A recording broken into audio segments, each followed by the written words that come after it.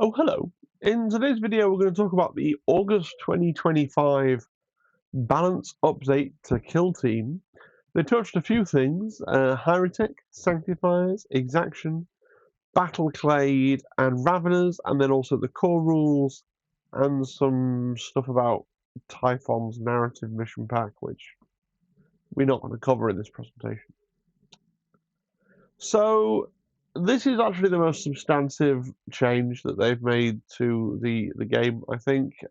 If anything in this update can really be said to be substantive, they've added a new rule called sealing. So sealing operatives with a round base of 50mm or less, or an oval base of 60 by 35mm can move underneath sealing terrain regardless of the operative's height. This takes precedence over terrain and movement on page 56. The operative will still finish the action in the same location, in a location it can be placed. And then they add this to the upper levels of the stronghold terrain in Volcus, and also the upper level of the large ruin feature. So obviously they needed to do this because we're getting bigger and bigger models in Kill Team. I think some of the Raveners are big enough to make this an issue. And of course, there's the new Cryptic in the upcoming 2-world box, who looks pretty large as well. So sure, it is a substantive change, although I'm fairly sure a lot of people were playing it that way, that you can kind of duck down and move underneath a ceiling as long as you can be placed somewhere on the other side where you can be placed. Like, it just makes logical sense to me. But if you're playing by the letter of the rules, then yeah, this was a thing, so now it's not a thing, so congratulations. And then we've got some FAQ rules commentary questiony things. We'll go through them. Question: there are secondary targets of a shoot action as a result of the blast weapon rule. The primary target had a conceal order and was in cover from light terrain, but was selected as a valid target as a result of the vantage terrain rules, so it received an improved cover save. Does each secondary target receive an improved cover save as well? Yes. I would have thought so, but yeah. Question: in Killzone Volcus, if an operative is on the fire step of a stronghold, that's the little boxes, should the rest of the stronghold terrain feature be ignored for the purposes of determining if that operative or its target is obscured? No. Sorry, Ratlings. Question: do changes to a weapon's hit stat while shooting, e.g. the Pathfinder marker lights, affect the d6 roll for the hot weapon rule? Yes. Good. Yep. Question: if a rule would prevent an action from being performed during the activation or counteraction, such as the Nemesis Clause chain snares, would it still prevent that action from being performed as a free action when it's not an activation or counteraction, e.g. as the result of a strategic gambit during a strategy phase? Yes. Question: if an operative's wounds are reduced to 0, but then performs a free action that allows it to regain lost wounds before it's removed from the kill zone, e.g. Death Core and Death Atonement, their medikit, is that operative still incapacitated and removed from the kill zone after that free activation? Yes. I mean, these all seem to be people saying, oh, I found one weird trick to break the game, and then the rules developer saying, no. I don't know. I read all of this and I think, yeah, I've got to make some content on it, but also I don't think this has changed the way I play Kill Team. If it's changed the way you play Kill Team, let me know, right? Heretic Circle, man, I'm going to be in a mood because this is the same kind of nonsense. The Chronomancer operative time split interaction. The relevant part of the second sentence to be changed to read: select one other friendly Heretic Circle operative.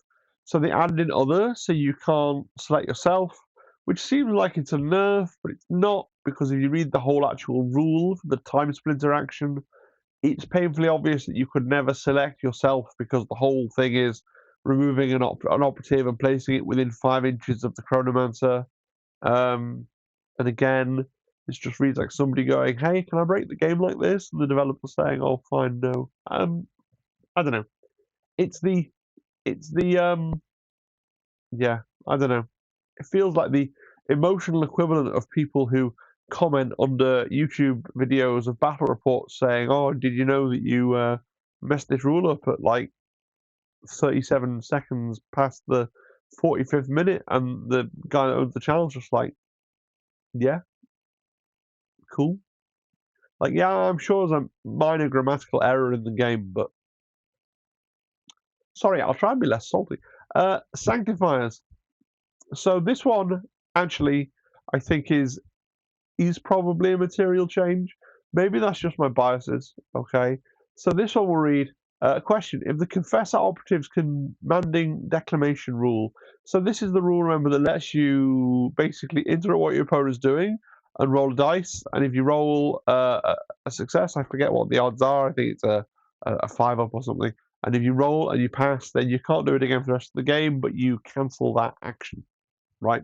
So essentially, if you use that rule to cancel a shoot or a fight action for an operative who's on guard, does the enemy operative remain on guard? Yes, they do. And honestly, I don't know why I laughed at the others, and I think this one's more legitimate. But I can see people arguing that doing that would have the added benefit for the Sanctifier player that you'd expanded your on guard status. So I think it is actually a helpful clarification to say no. The guard status is still there, all other things being equal. Yeah. Exaction squad. So I'll explain this one because it's quite clever, but it really made me roll my eyes, right?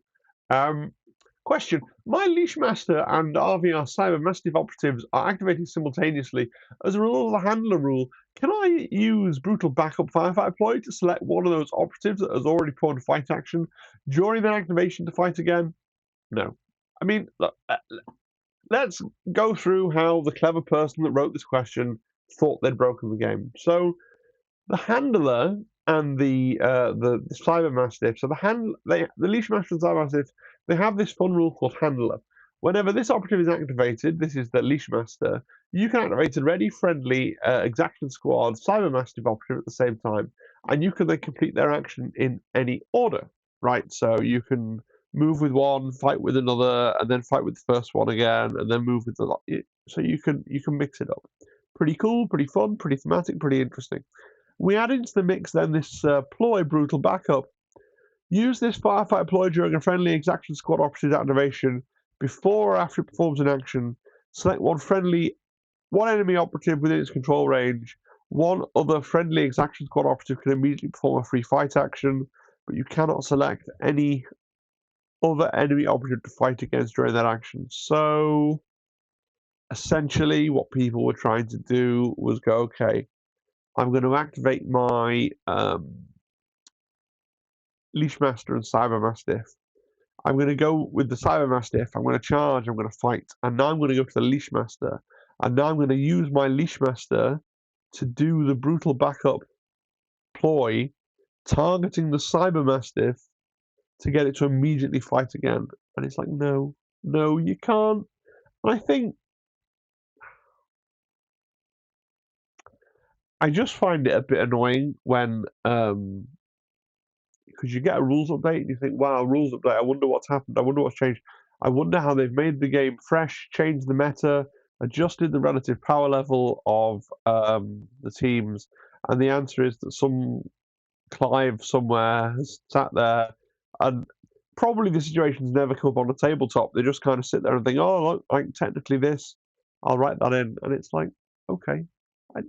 I guess it's nice that Games Workshop answers those questions, but it's just not the most thrilling content I've ever made in my life, to be fair.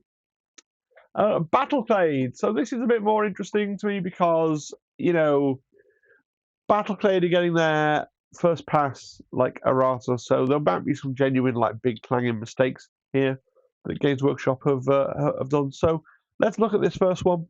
Firefight ploy system exorcism. The relevant part of the last sentence change to read: ignore the effects of being injured, remove mission pack rules, or remove -1 APL if you applied it. So let's just look at the entire system exorcism. System exorcism, remember, is the ploy that lets you remove a rules effect or stat change that your opponents applied to it. So poison token, -1 APL, can't be activated, can't perform actions, right? Then activate it. Deploy cannot allow it to regain lost wounds, ignore the effect of being injured, remove mission pack rules, which is the bit they've added, -1 APL even applied to it. So you can't use system exorcism to remove mission pack rules. Now, I don't know what the mission pack rules are they're referring to. Maybe it's something I haven't looked at because it's in narrative play. Maybe it's something in the approved ops. But I guess it's useful that it's there. I mean, look, it was already implied by the rule because it already said a rules effect or stat change that your opponent has applied to it. If it was being applied by the mission pack, it has not been applied to by your opponent. But maybe there's something coming down the pipe where they need to spell this one out for people. So, fair enough. Then we've got a bunch of things, the Servitor Underseer Operative, the Nuspheric Sphere, the Network Override actions, all these things. And then it says, for the purpose of the comms device universal equipment, the operative the distance is being determined from must control the marker. So it's asking about how, when you've got these things that affect two operatives, which operative has to be on the comms device. It's obviously the one that is narratively sending the instruction, which is the one the distance is being determined from, not the one the distance is being determined to. But again, that makes obvious sense to me, but I'm sure it probably needed clarifying for people. That's fine. I'm not as vexed. But every team gets an errata pass. It's fine. And then we got some rules commentary.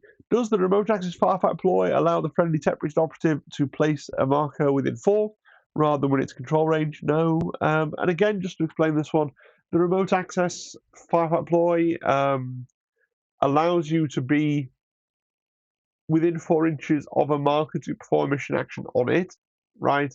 And then people were reading that to try and understand, does that mean that we can drop down a marker? Because dropping down a marker is a mission action. And it lets us drop it down further away. No, I mean, again, it just feels like people being deliberately obtuse. I don't know. Can you network counteract if your opponent doesn't have any ready operatives remaining to activate? Yes. Yeah.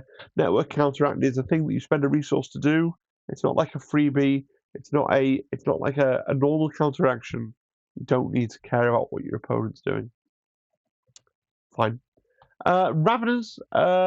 So again, faction rules, burrow action. You cannot perform the action while carrying a marker or if it isn't underground or in your tunnel. So they needed to add that because there are certain things in the TAC ops that key off of being burrowed. And so you might logically want to spend an action point to perform the burrow action, but you need to be actually, all the burrow action does by itself is lets you emerge from your tunnel, right? So it's making sure you have to actually be in a position where you can emerge from the tunnel. You can't just go, well, I burrow, nothing happens, and then, but it triggers this other thing. Fair. Scything Talons weapon has been renamed to Scything Talons and Rending Claws and been given the Rending special rule. Okay, that's a balance change, isn't it? That's not a clarification. That's not an errata. I don't know why it's blue. That's just we gave the Tremor the buff. Right? We just gave them Rending on that weapon. And then because it's cute, we renamed this Scything Talons and Rending Claws. Cool. I'm not that up on how, like, as far as I can tell, the Raveners currently are either really, really good on short table edges or really, really bad on long table edges. No, I got the wrong way around. They're really, really good on long table edges or really, really bad on short table edges. So I'm not sure this is going to make much. I think they need a more substantive change to their core mechanic to normalize their performance on different maps. I mean, it depends what you think about. We're going down a side tangent now, but that's okay because the video is otherwise really annoying. What are you balancing for? Are you balancing for each individual episode of a game, which is what you should be doing, because a game of Kill Team should be fun? Or are you balancing in such a way that what you want is the thing to normalize over a series of games such as a tournament? Because the problem with Raveners is they probably look quite balanced in terms of their wins and losses, because sometimes they get long table edges and then they can win, and sometimes they get short table edges and then they lose. And it doesn't mean that either of those games is fun. But then if you look at it on BCP, it probably looks smooth. I don't know. But I guess the pick rate's going to be low because people don't really want to have the ease of their game determined by their random map layout, right? Then we got another one's an interesting change. The Venom Spitter operatives descend dorsal sack. So this is where it powers up. It spends an action point to power up its gun, and it's just saying that you, if you shoot, if you perform the action again, or if you borrow. No, I've written the wrong thing. It's not about taking it underground. It just means that if you do it, you can't keep powering it up like by continually distending. It has a maximum distension. You cannot infinitely distend it. Yeah. And then we got some rules commentary. Ravener operatives underground considered in the kill zone for the second Vintage Points paragraph in implant tac op? Yes. But other tac ops would still require the operatives to be in the kill zone.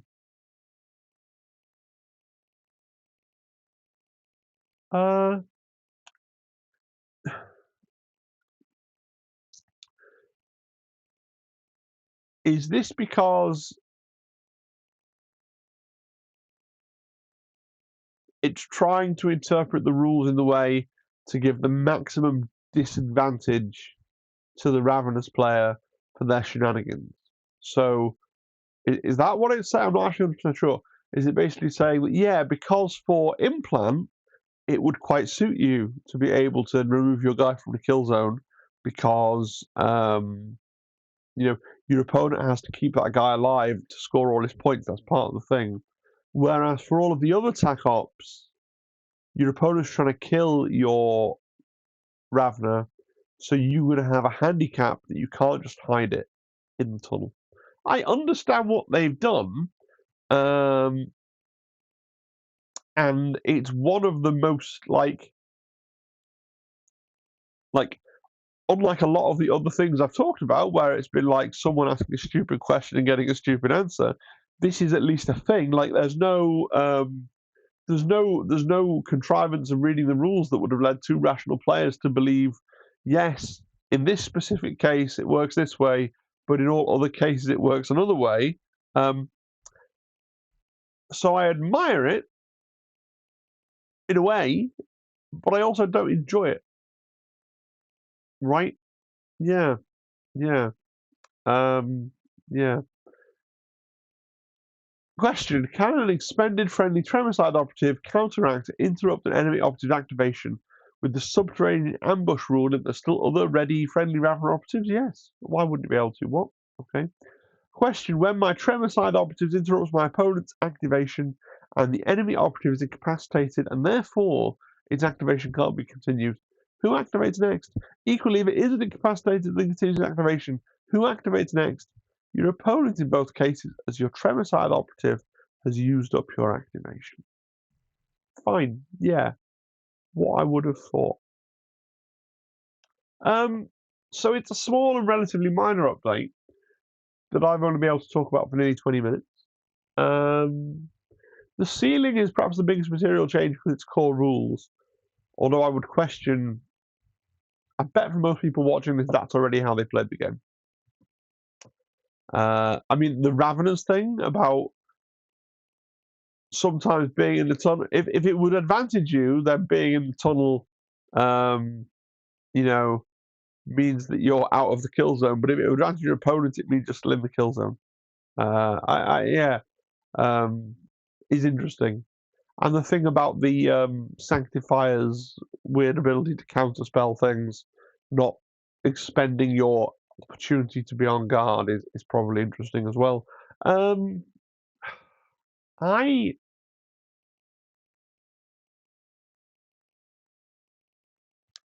I've not been in the. I feel like if all you do is consume Kill Team, then you probably don't understand why I've got a little bit of a chip on my shoulder reading through this today. But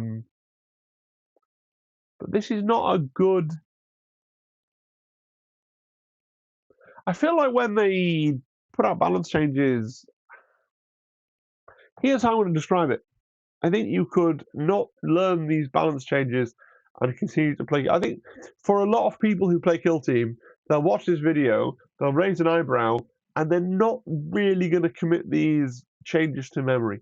Like, at best case, then if one of these weird little niche scenarios comes up in the next couple of months, they're going to vaguely go, oh, I think I remember Phil rambling about something about that, and then they'll go and look it up. It feels like you ever play online video games and then they would patch things constantly, and they would be patching in response to people who played the game an awful lot, like telling them things on the official forums. Games Workshop should have an official forum, but we'll get back to that in a second. They would tell them things on the official forums, and it was like this was like they were basically changing the game and tweaking things for the top 10%, right, of people. And most of the time, you could log in and you wouldn't know or care that there'd been a patch unless it was actually a big content patch, right? And so, what I'm really saying is,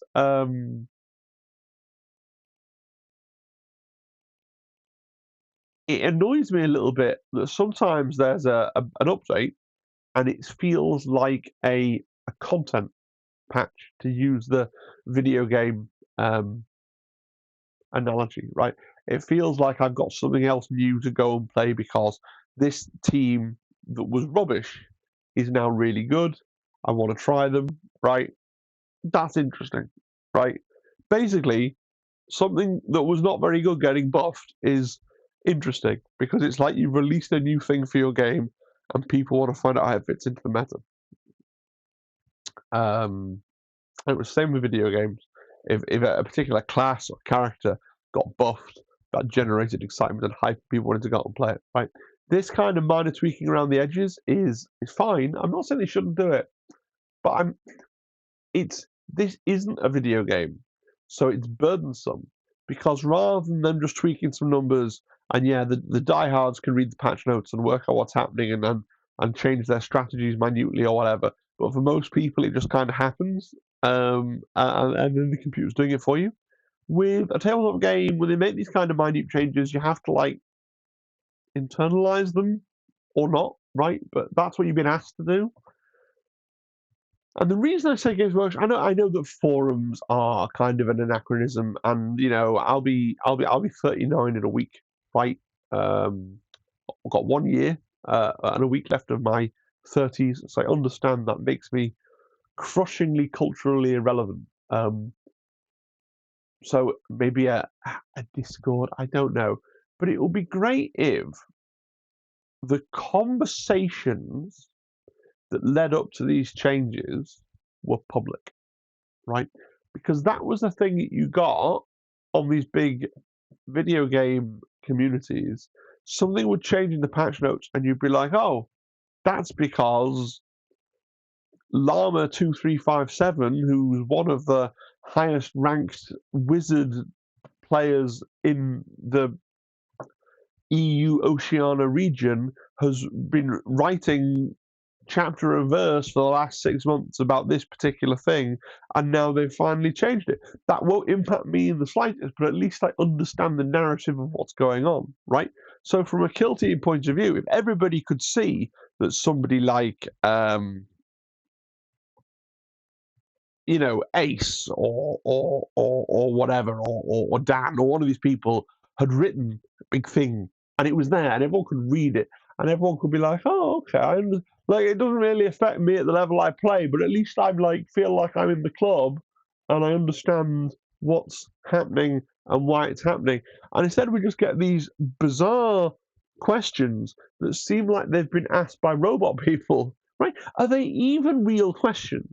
I mean, has anybody ever actually written down when my Tremor-Scythe operative interrupts my opponent's activation, if the enemy operative is incapacitated and therefore its activation cannot be continued, who activates next? Equally, if it is incapacitated and then continues its activation, who activates next? Like, is that actually am I being asked to believe that that's actually a question that somebody has written down word for word and sent in to FAQ at GW PLC or whatever it is?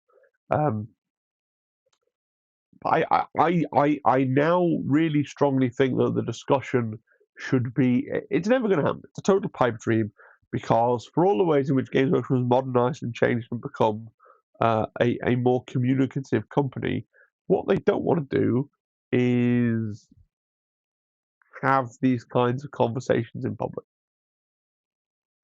So we get this. We get the what? Somebody thought that? That's insane. You know? I don't know. So there you go. That was me reviewing the latest updates to Kill Team, which I don't think are going to impact you if you are a. I don't think they're going to. Honestly, the problem I'm having, a lack of enthusiasm that I'm having. I've been to Kill Team tournaments. I used to go to them quite regularly, and so I would say I nearly caught myself because I nearly said, "Oh, unless you go to tournaments, you probably don't have to care about any of this." And the truth is, even if you go to tournaments, you probably don't have to care about any of this, right? The number of people that have to care about most of these changes is infinitesimally small, right? Because most of these things have never actually happened. Please leave a comment down below to tell me how wrong and out of touch I am, because I haven't been keeping up with the Kill Team scene. Maybe that's it. Maybe that's it. Let me know your thoughts. But yeah, that's my message. It's probably how you were playing the game already. Let me know. Subscribe, comment, like, join the Discord. Come tell me I'm wrong. That'll be fine. I think thanks to my members who put up with my nonsense, especially to Alex who puts up with the most of the nonsense all of the time and pays so much money for it, which mostly goes to YouTube. But you know, I get some. Thanks, guys. I appreciate it. Cheery bye. Bye bye. Bye bye bye bye bye bye bye bye bye bye bye bye bye bye bye.